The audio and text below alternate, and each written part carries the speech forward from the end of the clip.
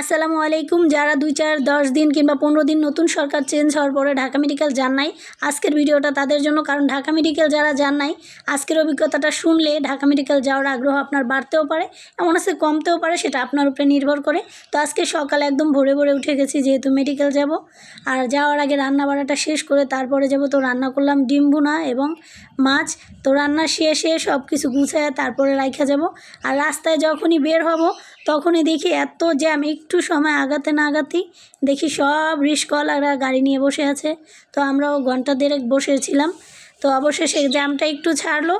তো ছাড়ার পর যখনই দেখলাম একটু সামনে আসছি, আসার পরে দেখি এমন ডাক্তারদের প্রচুর মিছিল, সব জায়গায় লং মার্চের মিছিল হচ্ছে ডাক্তারদের। মানে ডাক্তাররা খুব বিক্ষোভ করছে। তো আমরা যেহেতু মেডিকেল যাচ্ছি, রাস্তায় ওনাদের দেখে খুব ঘাবড়িয়ে গেলাম যে যেহেতু মেডিকেল যাচ্ছি, ডাক্তাররা সব বাইরে। আসলেই কি ঢাকা মেডিকেল খোলা না বন্ধ আছে আসলে জানি না। আর শহীদ মিনারের এখানে পা ফালানোর মতো জায়গা ছিল না, ভিতরে একদম মঞ্চ টঞ্চ পুরো ভরা ছিল। অবশেষে বহির্বিভাগে এসে দেখি এই অবস্থা, যে একদম টিকিট কাটার জন্য মানুষ সিরিয়াল। আর মানুষ আমি ভেবেছি নাই, কিন্তু আজকে প্রচুর মানুষ ছিল। আর টিকিট কাটার পরে ডাক্তার দেখাতে যাব, মানুষ দেখি ভিতরে গম গম করছে, এত পরিমাণে মানুষ, কিন্তু ডাক্তার নেই। ডাক্তার নাই ভালো কথা, তোমরা বলে দাও কিংবা আজকে বন্ধ একটা ঘোষণা দিয়ে দাও। এতগুলো মানুষকে এইভাবে হয়রানি করা তো ঠিক না।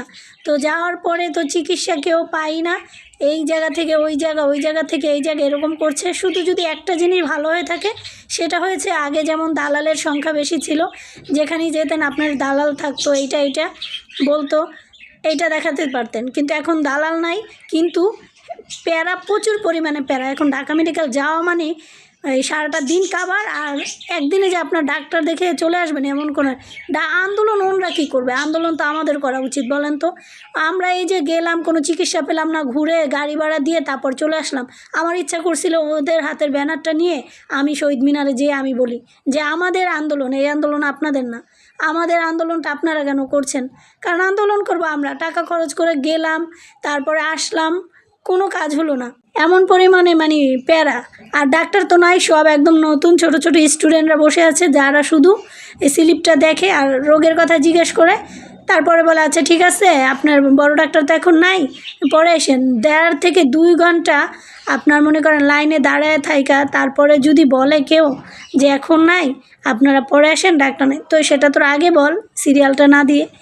আমার খুব মানে মেজাজটা এত গরম ছিল সারাটা রাস্তায়। অন্য সময় কারো আন্দোলন দেখলে ভালো লাগে না, তাদের কিছু দাবি নিয়ে তারা রাস্তায় নেমেছে, কিন্তু আজকের দাবিটা আমার মনে হলো কেন জানি যে এই দাবিটা তাদের নেই, দাবিটা আমাদের হওয়া উচিত ছিল।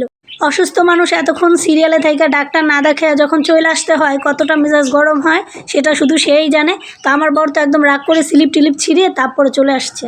ওদের সাথে চিল্লায় আমার বলতে ইচ্ছে করছে, আন্দোলনটা তোমরা বাদ দাও, আন্দোলনটা আমরা করি, ব্যানারগুলো আমাদের হাতে দিয়ে দাও, তোমরা বাড়িতে গিয়ে ঘুমাও, তোমাদের তো কাজ নাই আর।